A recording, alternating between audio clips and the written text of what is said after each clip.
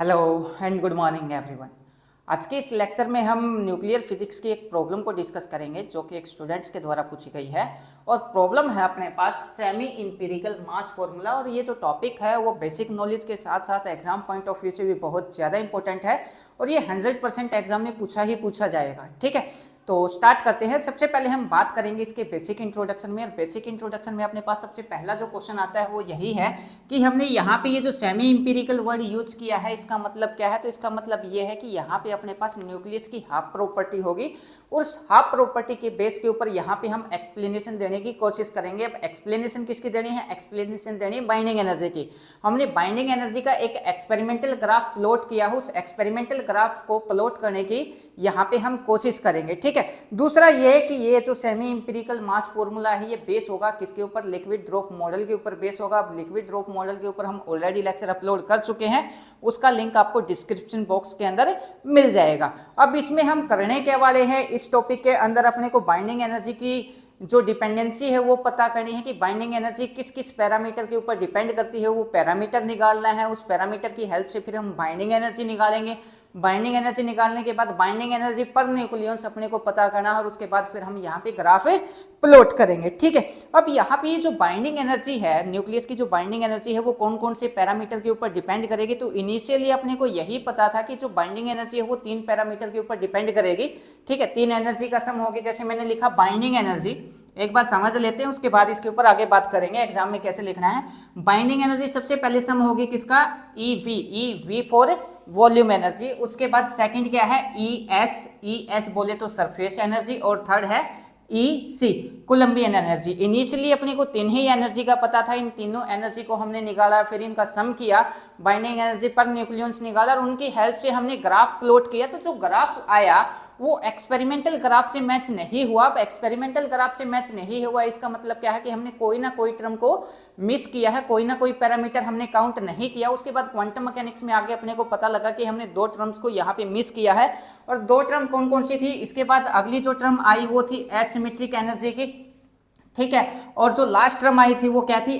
Pairing energy की। अब जैसे ही इन 5 एनर्जी को मैं ऐड करूंगा, ऐड करने के बाद अपने पास फिर से ग्राफ प्लॉट करेंगे और वो ग्राफ किससे मैच होगा? एक्सपेरिमेंटल ग्राफ से मैच होगा और फिर उस ग्राफ के बारे में हम पढ़ेंगे। तो ये ऑल ओवर ये सब आज के इस लेक्चर में हम करने वाले हैं। ठीक है, अब इसको एग्जाम में किस टाइप से लिखना है उसके ऊपर भी थोड़ा सा बात कर लेते हैं और बीच में जो समझने की टर्म आएगी उसको फिजिकली भी और अच्छे से डीपली समझ भी लेंगे। ठीक है, तो लिखते हैं एग्जाम के हिसाब से।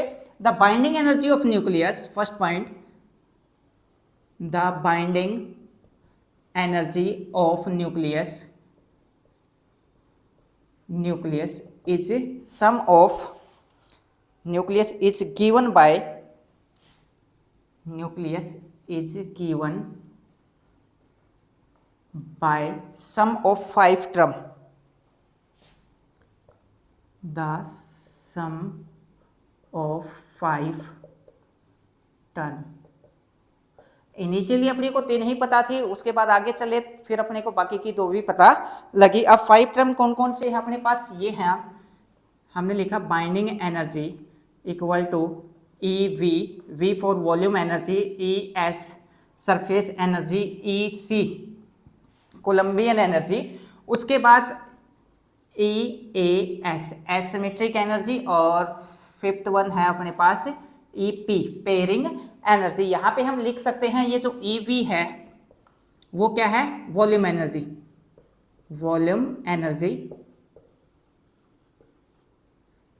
एस क्या है? Surface energy.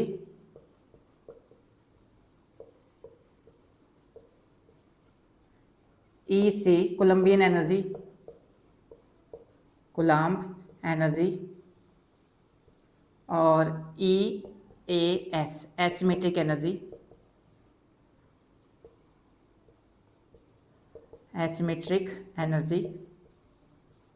एक बार ये एसिमेट्रिक का जो स्पेलिंग है वो चेक कर लेना। उसके बाद 5th वन है पी पेयरिंग एनर्जी। अब अपना जो अगला जो टास्क है वो यही है, अपने को इंडिविजुअल एनर्जी कैलकुलेट करनी है। सबसे पहले वॉल्यूम निकालूंगा, सरफेस निकालूंगा, कोलम्बियन, एसिमेट्रिक पेयरिंग, सबको उठा के इस इक्वेशन नंबर 1 के अंदर प्लॉट करेंगे। प्लॉट करने के बाद बाइंडिंग एनर्जी पर न्यूक्लियस निकालेंगे और उसका ग्राफ प्लॉट करेंगे। ठीक है, तो सबसे पहले अपने पास क्या आती है, वॉल्यूम एनर्जी आती है। तो वॉल्यूम एनर्जी को एक्सप्लेन करने की कोशिश करते हैं। यहाँ पे लिखते हैं वॉल्यूम एनर्जी।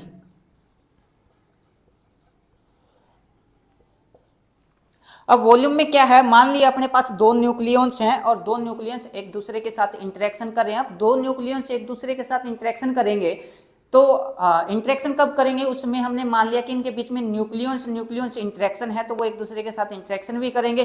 अब इंटरेक्शन कर रहे हैं तो उन दोनों के पास क्या होगी, कुछ ना कुछ इंटरेक्शन एनर्जी भी होगी। ठीक है, तो हमने मान लिया कि U हमने मान लिया कि उन न्यूक्लियॉन्स के बीच में क्या है, interaction energy. Let U is interaction energy between two nucleons. Let capital U is interaction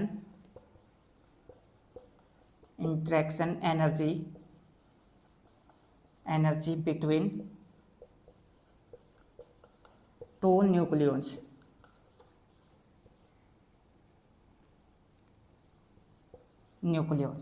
ठीक है, अब दो न्यूक्लियॉन्स की इंटरेक्शन एनर्जी कितना है, U है, तो एक का इंटरेक्शन एनर्जी यहाँ पे कितना रहेगा, एक का कंट्रीब्यूशन कितना रहेगा, दो न्यूक्लियॉन्स की इंटरेक्शन एनर्जी कितना है U, एक की निकालूंगा तो कितना हो जाएगी, U/2 हो जाएगी। तो कंट्रीब्यूशन ऑफ वन न्यूक्लियॉन्स कितना हो जाएगा, contribution of one nucleons is U/2। U/2 क्या है, एक न्यूक्लियॉन्स की इंटरेक्शन एनर्जी है। ठीक है, उसके बाद नेक्स्ट जो पॉइंट है, अब अपने पास जो न्यूक्लियर फोर्स है, न्यूक्लियर फोर्स की प्रॉपर्टी क्या क्या है, न्यूक्लियर फोर्स अपने पास स्ट्रॉन्ग होता है, न्यूक्लियर फोर्स अपने पास शॉर्ट रेंज का होता है। अब स्ट्रॉन्ग और शॉर्ट रेंज का होने के कारण इसका जो स्ट्रक्चर है वो कैसा आएगा, क्लोज स्ट्रक्चर आएगा। और क्लोज स्ट्रक्चर आएगा तो हम यहाँ पे यूज करेंगे FCC, फेस सेंटर क्यूबिक वाला हम यहाँ पे रिजल्ट यूज करेंगे FCC। मीन्स एक न्यूक्लियस कितने के साथ इंटरेक्शन करेगा, 12 न्यूक्लियस के साथ इंटरेक्शन करेगा, एक न्यूक्लियस 12 के साथ इंटरेक्शन यहाँ पे करेगा। और सेकंड पॉइंट ये है कि ये सेकंड नियरेस्ट नेबर इंटरेक्शन नहीं करेगा। ठीक है, अब नेक्स्ट पॉइंट में हम क्या लिखेंगे, nuclear force are short range. Next point, nucleus force are short range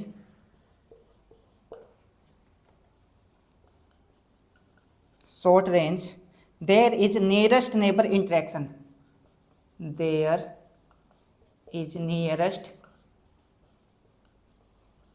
neighbor interaction।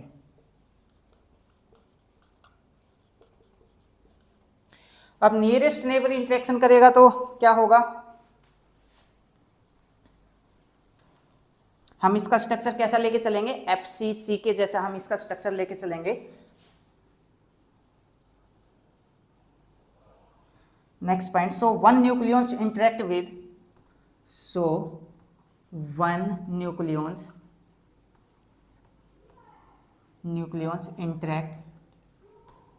interact with 12 nucleons.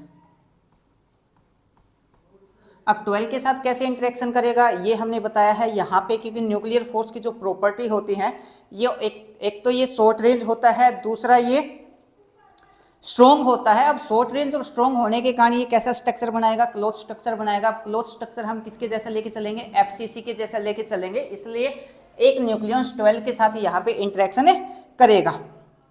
Other nucleus 12 other nucleons, so contribution of one nucleons is, so contribution of one nucleons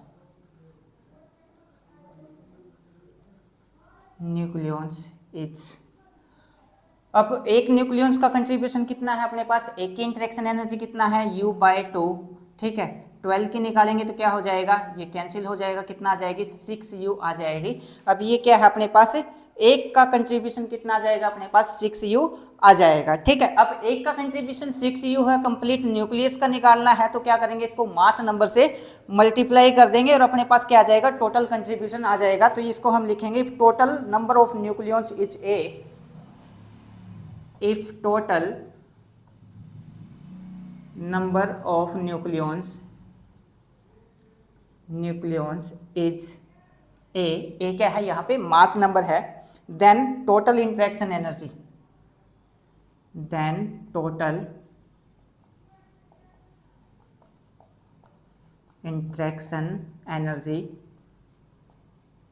total interaction energy कितना आ जाएगी अपने पास, ये आ जाएगी EV directly proportional है किसके, mass number के। मास एक का तो क्या रहेगा, फिक्स रहेगा, एक न्यूक्लियस का इंटरेक्शन एनर्जी कितना है वो क्या है, फिक्स है।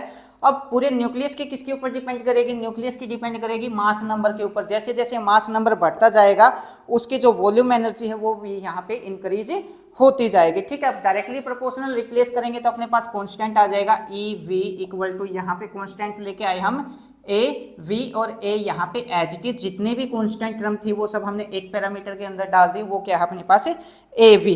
ठीक है, अब जैसे जैसे यहाँ पे मास नंबर इंक्रीज होगा तो जो वॉल्यूम एनर्जी का कंट्रीब्यूशन है वो यहाँ पे इंक्रीज होता चला जाएगा। मीन्स अगर न्यूक्लियस का वॉल्यूम ज्यादा है तो वॉल्यूम एनर्जी का कंट्रीब्यूशन भी क्या होगा, ज्यादा होगा। ठीक है, और ए वी यहाँ पे क्या है, कॉन्स्टेंट है, यहाँ पे लिख देंगे A V equal to constant.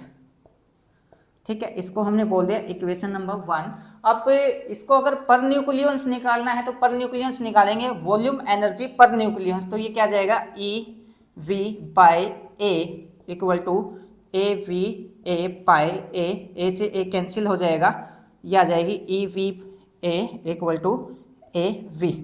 ये हमने क्या निकाल लिया, ये हमने निकाल लिया वॉल्यूम एनर्जी पर न्यूक्लियंस।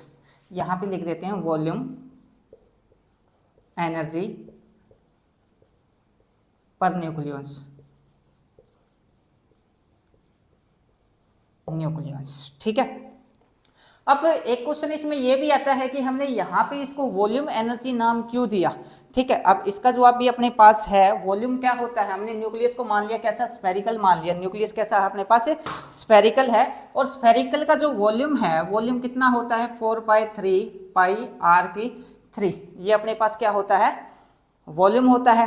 अब हमने r की वैल्यू निकाल रखी है पहले वाले टॉपिक में, r0 a की पावर 1/3, ये वैल्यू हमने निकाल रखी है। ठीक है, अब ये जो r की वैल्यू है उठा के अगर मैं यहाँ पे रख दूं तो जो वॉल्यूम है कितना आ जाएगा अपने पास, v से लिख लेता हूँ, वॉल्यूम इक्वल टू आ जाएगा 4/3 पाई, r की जगह ये वैल्यू रख दूंगा तो कितना आ जाएगा r0 की 3 और a। ठीक है, 3/3 आएगा, 3 से 3 कैंसिल हो जाएगा, ये आ जाएगा। अब ये वाली टर्म कांस्टेंट है, ये भी कांस्टेंट है और ये भी कांस्टेंट है। यहाँ पे क्या रहा है, जो वॉल्यूम है वो डायरेक्टली प्रोपोर्शनल आ रहा है किसके, मास के। यहाँ से हमने ये टर्म उठाई है कि जो वॉल्यूम एनर्जी होगी वो डायरेक्टली प्रोपोर्शनल होगी किसके, मास नंबर के। ठीक है, तो ये तो बात हुई अपने पास किसकी, वॉल्यूम एनर्जी की, और इसको हमने बोल दिया इक्वेशन नंबर 1.1। ठीक है, अब अगला जो कंट्रीब्यूशन है, अगला कंट्रीब्यूशन किसका है अपने पास, ES बोले तो सरफेस एनर्जी का कंट्रीब्यूशन है। अब हम सरफेस एनर्जी पता करते हैं। ठीक है, तो सरफेस एनर्जी में क्या होगा, अब लिक्विड ड्रॉप मॉडल के ऊपर चलते हैं। हमने देखा था जो लिक्विड का ड्रॉप है उसमें एक सरफेस टेंशन का फोर्स लगता है जो उसको होल्ड करके रखता है और साथ ही उसको स्फेरिकल शेप भी देता है। बिल्कुल वैसे ही न्यूक्लियस के अंदर क्या लगते हैं, न्यूक्लियर फोर्स लगते हैं। अब जो बाइंडिंग एनर्जी है वो तो क्या करेगी, न्यूक्लियस को बाइंड करने का काम करेगी, और जो न्यूक्लियर फोर्स है, सॉरी, जो सरफेस टेंशन का फोर्स है वो उस बाइंडिंग एनर्जी के क्या लगेगा, अगेंस्ट लगेगा, वो उसको रिड्यूस करने का काम करेगा, कम करने का काम करेगा। ठीक है, यही बात अपने को यहां पे लिखनी है।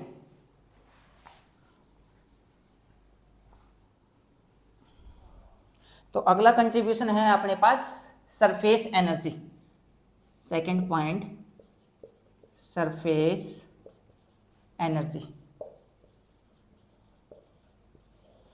और इसमें क्या लिखना है अपने को, इसके अंदर लिखना है the surface energy term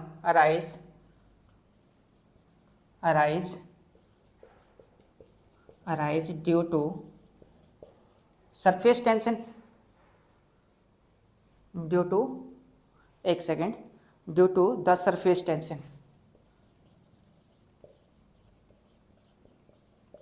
surface tension. अब वही बात फिर से आती है, जो लिक्विड ड्रॉप है या न्यूक्लियस है, लिक्विड ड्रॉप मॉडल का पहले ही बताया था, लिक्विड ड्रॉप मॉडल के ऊपर बेस है ये complete.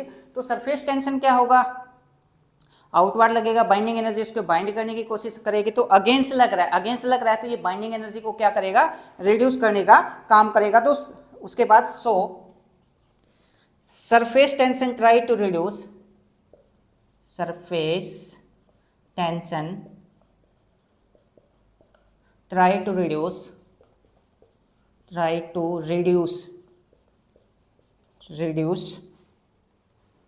binding energy and this surface energy and this surface energy proportional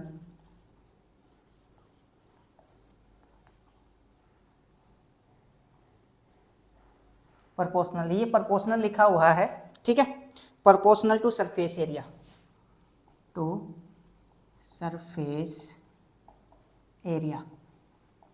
अब जितना ज़्यादा सरफेस का एरिया होगा उतना ही ज़्यादा क्या होगी, सरफेस एनर्जी होगी। तो हम यहाँ पे लिखेंगे surface energy directly proportional surface area, surface energy directly proportional है किसके, सरफेस एरिया के, ठीक है। सरफेस एनर्जी को किसे लिख सकते हैं हम, यहाँ पे सरफेस एनर्जी को लिख सकते हैं ई एस से, तो हमने लिखा ई एस डायरेक्टली प्रोपोर्शनल है किसके, सरफेस एरिया के। और सरफेस एरिया क्या होता है अपने पास, ये हो जाएगा 4 पाई आर स्क्वायर, ठीक है। आर की वैल्यू अभी हमने बताई थी कितना, आर इक्वल टू होता है आर नॉट ए की पावर 1/3, ये वैल्यू हम इसके अंदर रखेंगे तो क्या आ जाएगा, ये आ जाएगा E S directly proportional to 4 pi R square की जगह ये रखूंगा तो क्या आ जाएगा, आर नॉट का स्क्वायर आ जाएगा और एक ही पावर कितना आएगी, 2/3 अपने को मिल जाएगी। अब डायरेक्टली प्रोपोर्शनल को रिप्लेस करेंगे तो अपने पास क्या आएगा, कोई कांस्टेंट आएगा। कांस्टेंट हम यहाँ पे क्या लेके आते हैं, ई एस इक्वल टू ये आ जाएगा ए एस, और यहाँ पे नेगेटिव साइन, अभी बात करेंगे नेगेटिव साइन क्यों लिया, 4 पाई, एक सेकेंड, ये सारी की सारी जो कांस्टेंट टर्म है वो मैं एक ही कांस्टेंट के अंदर डाल देता हूं, और ये है मेरे पास ए एस और ये ए की पावर 2/3, ठीक है। अब नेगेटिव साइन यहाँ पे फिजिकली रिप्रेजेंट कर रहा है कि जो सरफेस टेंशन का फोर्स है वो बाइंडिंग एनर्जी को रिड्यूस करने का काम कर रहा है, इसलिए हमने ये नेगेटिव साइन यहाँ पे लिया है, ठीक है। तो अब यही बात लिखेंगे, where negative sign represent, where negative sign represent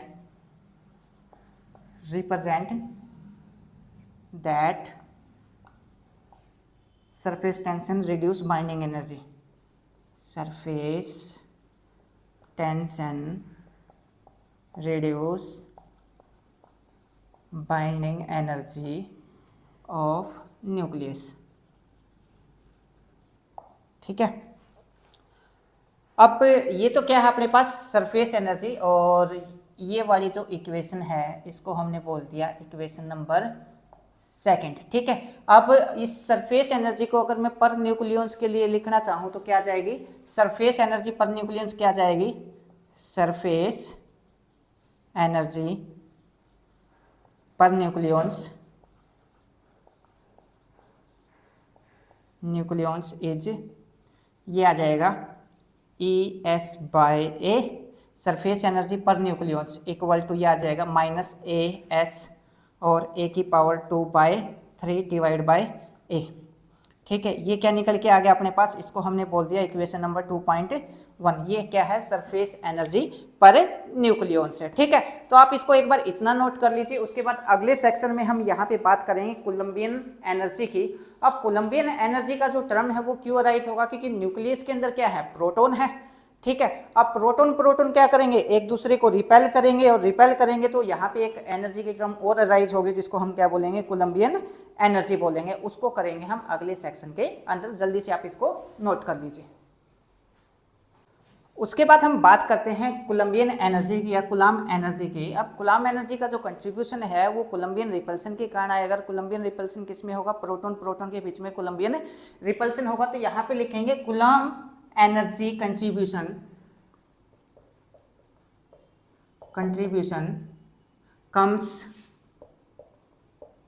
comes due to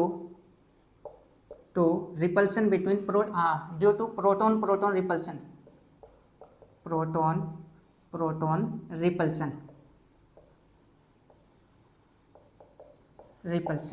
ठीक है। अब कूलाम एनर्जी क्या होती है अपने पास, कोलम्बियन एनर्जी आ जाएगी E C. Now coulomb energy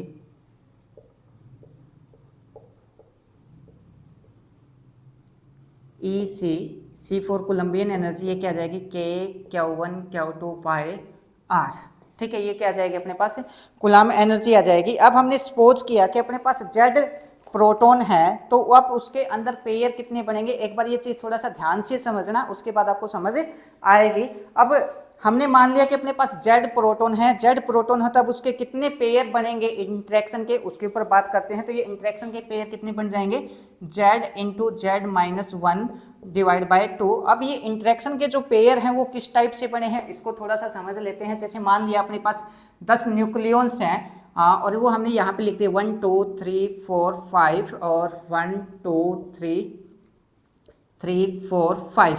अब इनके बीच में जो इंटरेक्शन है वो किस टाइप से होगी, इंटरेक्शन 1 की 2 के साथ होगी, 1 की 3 के साथ होगी, 1 की 4 के साथ होगी, 1 की 5 के साथ होगी, ठीक है। अब 2 की 1 के साथ इंटरेक्शन नहीं होगी, क्योंकि 1 के 2 के साथ हो 1 की 2 की होगी। अब 1 2 और 2 1 एक ही काउंट होगा, यहाँ पे एक पेयर ही काउंट होगा, 2 की 2 के साथ इंटरेक्शन नहीं होगी। तो 2 की इंटरेक्शन किसके साथ होगी, 2 की इंटरेक्शन 3 के साथ होगी, 2 की इंटरेक्शन 4 के साथ होगी और 2 की इंटरेक्शन 5 के साथ होगी, ठीक है। उसके बाद 3 की 3 के साथ इंटरेक्शन नहीं होगी, किसके साथ होगी, 3 की 4 के साथ होगी, 3 की 5 के साथ होगी। उसके बाद 4 की किसके साथ होगी, 5 के साथ होगी। तो अब अगर मैं इन टोटल लाइंस को गिनूं तो कितना आएगी, 1 2 3 4 5 6 7 8 9 10 लाइंस आई है। अब इन 10 लाइंस को हम कैसे लिख सकते हैं, इन 10 लाइंस को हम लिख सकते हैं 5 × 5 - 1 बाय 2, इस टाइप से हम इसको लिख सकते हैं। तो यहाँ पे ये जो इंटरेक्शन हुई है, इन इंटरेक्शन को हम इस टाइप से लिख सकते हैं, जो जेड प्रोटॉन्स के बीच में इंटरेक्शन होगी उसको, ठीक है। तो डायरेक्टली मैं यहाँ पे लिख देता हूं। अब इंटरेक्शन तो हमने यहाँ पे निकाल लिया, इंटरेक्शन कितना निकाली है, जेड इंटू जेड माइनस 1 और बाय 2। अब प्रॉब्लम यहाँ पे ये है कि अब आर क्या लेके चले, क्योंकि न्यूक्लियस के अंदर प्रत्येक न्यूक्लियस का या जो प्रोटॉन का जो डिस्टेंस है वो क्या रहेगा, अलग अलग रहेगा। तो इसके लिए क्या होगा, इसके लिए हम यहाँ पे एवरेज डिस्टेंस लेके चलेंगे, ठीक है। तो अपने पास जो EC है वो EC क्या आ जाएगा, इस केस में EC आएगा कोलम्बियन एनर्जी माइनस के माइनस क्यों लिया, अभी बात करेंगे माइनस का साइन क्यों आया है, ZE2 और Z माइनस 1 और E बाय RAV। RAV क्या है, एवरेज डिस्टेंस ली है प्रोटॉन के बीच में। नेगेटिव साइन इसलिए लिया है क्योंकि प्रोटॉन प्रोटॉन के बीच में जो रिपल्सन है वो बाइंडिंग एनर्जी को रिड्यूस करने का काम करेगा। ये बात फिजिकली कौन बताएगा अपने को, नेगेटिव साइन रिप्रेजेंट करके बताएगा, ठीक है। यहां पे लिख भी देते हैं negative sign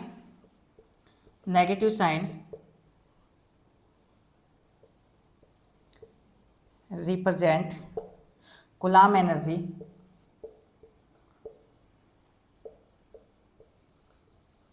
reduce binding energy,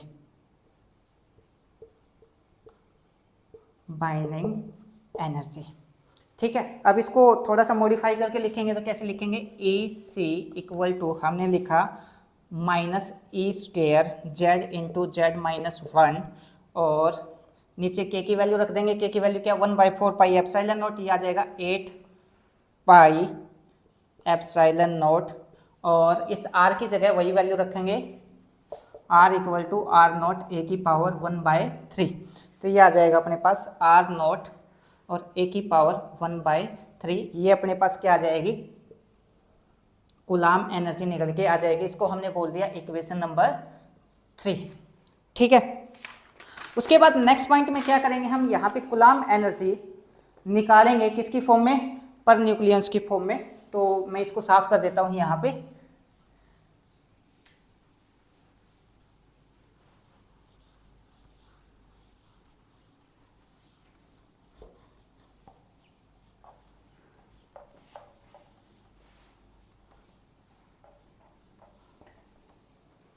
इसको थोड़ा सा चेंज करके लिख देते हैं। जितने भी कांस्टेंट है सब कांस्टेंट को एक कांस्टेंट के अंदर ही डाल देते हैं, और वो कांस्टेंट क्या आ जाएगा अपने पास, ये हमने लिखा ई सी नेगेटिव साइन। उसके बाद जितने भी कांस्टेंट पैरामीटर हैं सबको एक के अंदर डाल देंगे, वो है ए सी। सी फॉर क्या है, कोलंबियन के लिए हमने सी यूज किया है, और Z into Z minus one, और डिवाइड बाय क्या आ जाएगा अपने पास, ए की पावर 1/3, ए की पावर 1/3। इसको बोल देते हैं हम इक्वेशन नंबर 3, इक्वेशन नंबर 3। ठीक है, अब बाइंडिंग एनर्जी पर न्यूक्लियस निकालेंगे किसके लिए, कोलंबियन एनर्जी के लिए, तो कितना आ जाएगा, ये आ जाएगा E C by A equal to minus A C Z into Z minus one, और ए की पावर 1/3 इंटू ए। ठीक है, ये अपने पास क्या आ जाएगी, बाइंडिंग एनर्जी पर न्यूक्लियस आ जाएगी। इसको हमने बोल दिया इक्वेशन नंबर 3.1।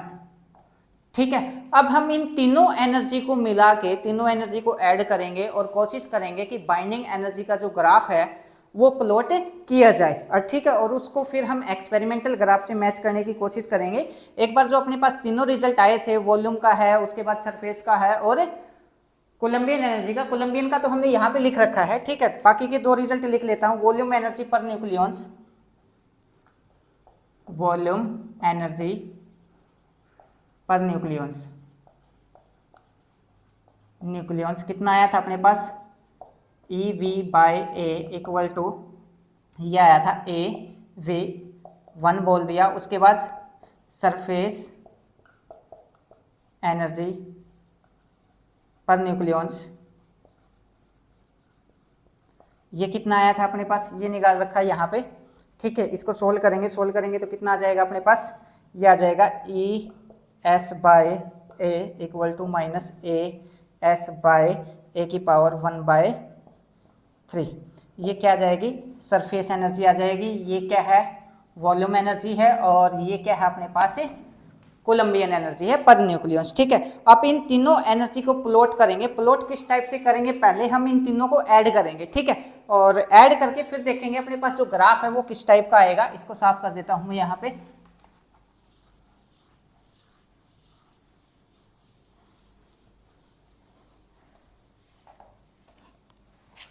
अब अगर इसको प्लॉट करेंगे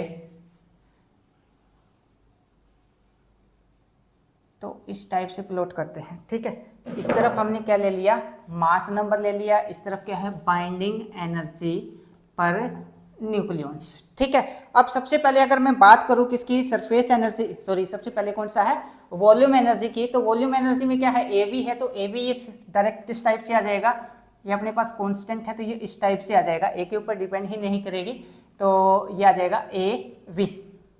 ठीक है, वॉल्यूम एनर्जी। उसके बाद अगर मैं बात करूं किसकी, वॉल्यूम ये क्या है अपने पास, वॉल्यूम एनर्जी का है। उसके बाद बात करते हैं किसका, सरफेस एनर्जी का। सरफेस एनर्जी का जो ग्राफ आएगा वो किस टाइप से आएगा, वो ग्राफ कुछ इस टाइप से मिलेगा। उसके बाद कोलंबियन एनर्जी का ग्राफ अपने को कुछ इस टाइप से मिलेगा। ठीक है, अब अगर हम यहाँ पे ध्यान से देखें, ये किसका है, ई C by A, coulomb energy का है। ये क्या है, ई S by A, surface energy का है। और ये किसका है, ई वी बाय ए। अब अगर मैं सरफेस एनर्जी का और कोलंबियन एनर्जी का ग्राफ देखो तो दोनों किस में है, नेगेटिव में है, और ऊपर वाला किस में है, पॉजिटिव में है। अब नीचे वाला क्या है, नेगेटिव में है, तो नेगेटिव में है तो ये ऊपर वाले से क्या हो जाएगा, सब्ट्रैक्ट हो जाएगा, और सब्ट्रैक्ट होगा तो अपने को यहाँ पे जो रिजल्टेंट ग्राफ मिलेगा वो रिजल्टेंट ग्राफ कुछ इस टाइप का मिलेगा। ठीक है, ये अपने पास क्या है, रिजल्टेंट ग्राफ।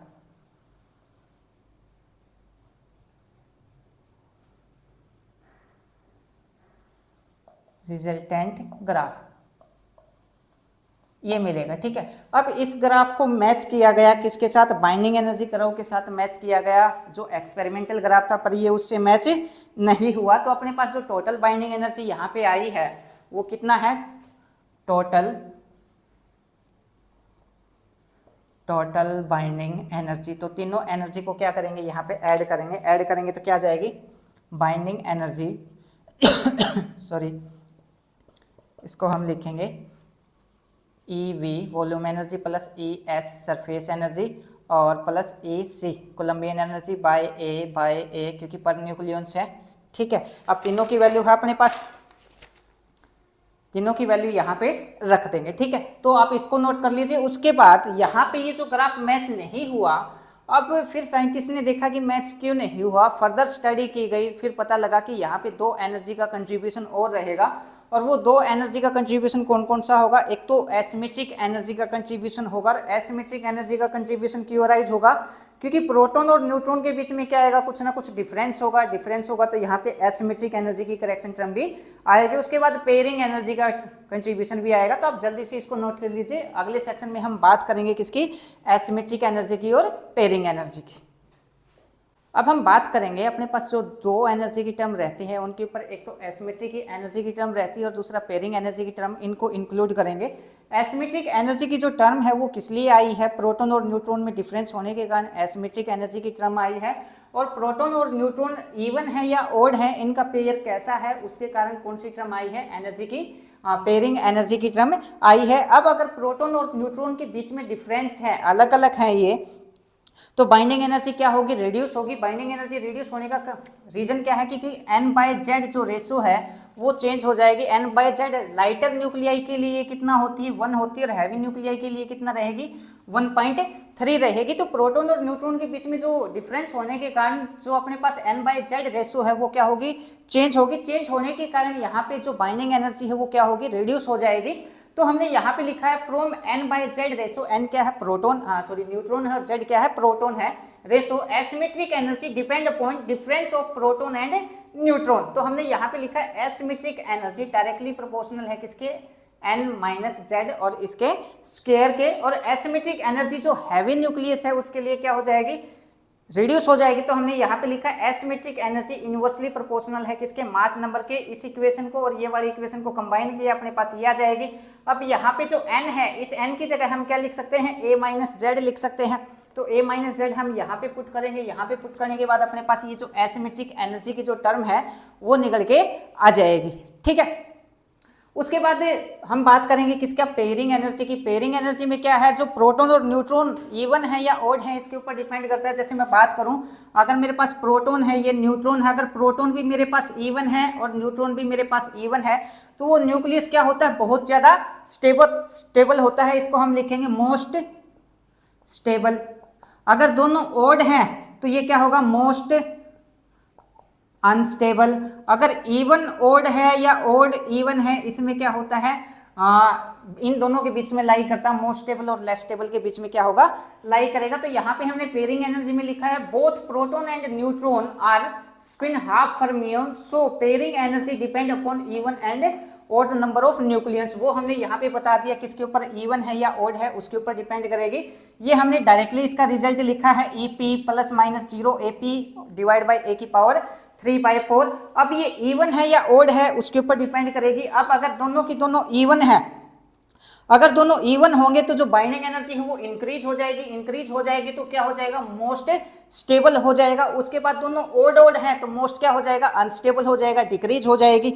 अब अगर एक इवन है और एक ओड है तो उसमें बाइंडिंग एनर्जी का जो कंट्रीब्यूशन है वो कितना हो जाएगा, 0 हो जाएगा। ठीक है, और यही हमने यहाँ पे लिख के बता रखा है। इसको हमने बोल दिया इक्वेशन नंबर 5। अब अगर इनको पर न्यूक्लियंस निकालना है, इसको पर न्यूक्लियंस निकालने तो डिवाइड बाय A, इसके भी डिवाइड बाय A आ जाएगा। इसको भी पर न्यूक्लियंस निकालना है तो इसके भी डिवाइड बाय क्या आ जाएगा, A आ जाएगा। ठीक है, अब टोटल एनर्जी निकालनी है। 3 एनर्जी की टर्म हम पहले निकाल चुके हैं, बाकी की 2 एनर्जी की टर्म भी हमने निकाल ली। अब टोटल बाइंडिंग एनर्जी निकालनी है तो इन सब टर्म को हम क्या करेंगे, ऐड करेंगे। तो अपने पास जो टोटल बाइंडिंग एनर्जी है वो आ जाएगी और फिर उसकी हेल्प से ग्राफ प्लॉट किया गया तो वही ग्राफ आएगा जो एक्सपेरिमेंटल ग्राफ निकाला गया था। उसके बाद अगला जो लेक्चर होगा उस लेक्चर में हम जो बाइंडिंग एनर्जी का जो एक्सपेरिमेंटल ग्राफ है उसके बारे में स्टडी करेंगे, वो क्या क्या अपने को बताता है। तो यहाँ पे लिखेंगे total binding energy of nucleus क्या आ जाएगा, binding energy equal to E V volume energy, ES surface energy, EC Columbian energy और फोर्थ क्या थी अपने पास EAS asymmetric energy, asymmetric energy plus E और लास्ट क्या है प्रोटॉन पेयरिंग एनर्जी। ए भी किसके कारण आया था, वॉल्यूम एनर्जी के कारण, सरफेस एनर्जी के कारण, प्रोटॉन प्रोटॉन में रिपल्सन के कारण, यहाँ पे प्रोटॉन और न्यूट्रॉन की जो n/z रेशो थी या जो डिफरेंस था इन दोनों का उसके कारण, और ये इवन और ऑड के कारण। अब पांचों की पांचों टर्म ऐड कर देंगे तो बाइंडिंग एनर्जी पर न्यूक्लियॉन्स कितना आ जाएगा अपने पास EV, यहाँ पे क्या आया था सिर्फ AV आया था। सेकंड जो टर्म आई थी -AS/A की पावर कितना मिला था अपने को 1/3। उसके बाद फिर से माइनस का sign AC Z-1 Z into Z-1 divide by A की पावर 4/3 ये निकाला था। उसके बाद अगली टर्म क्या आई थी माइनस एसिमेट्रिक एनर्जी, ये रही, ये उठा के यहाँ पे रखेंगे, ये कितना आ जाएगा, ये आ जाएगा AS A माइनस 2Z इसका स्क्वायर डिवाइड बाय ये आ जाएगा A का स्क्वायर। उसके बाद पेयरिंग एनर्जी में क्या है +0 ±0 और क्या है AP बाय A की पावर 7/4। ठीक है, ये अपने पास टोटल बाइंडिंग एनर्जी आ जाएगी निकल के। और अब इसकी हेल्प से हम ग्राफ को प्लॉट करेंगे। बाइंडिंग एनर्जी का जो ग्राफ आएगा वो डिटो वही आएगा जो हमने एक्सपेरिमेंटली निकाला था। अब नेक्स्ट लेक्चर में हम बाइंडिंग एनर्जी का जो ग्राफ है उसके ऊपर बात करेंगे और वो अपने को फिजिकली क्या क्या बताता है उसके ऊपर बात करेंगे। अगर इस टॉपिक में आपको कोई बात समझ ना आई हो तो आप मैसेज करके और कमेंट करके पूछ सकते हैं। Thank you.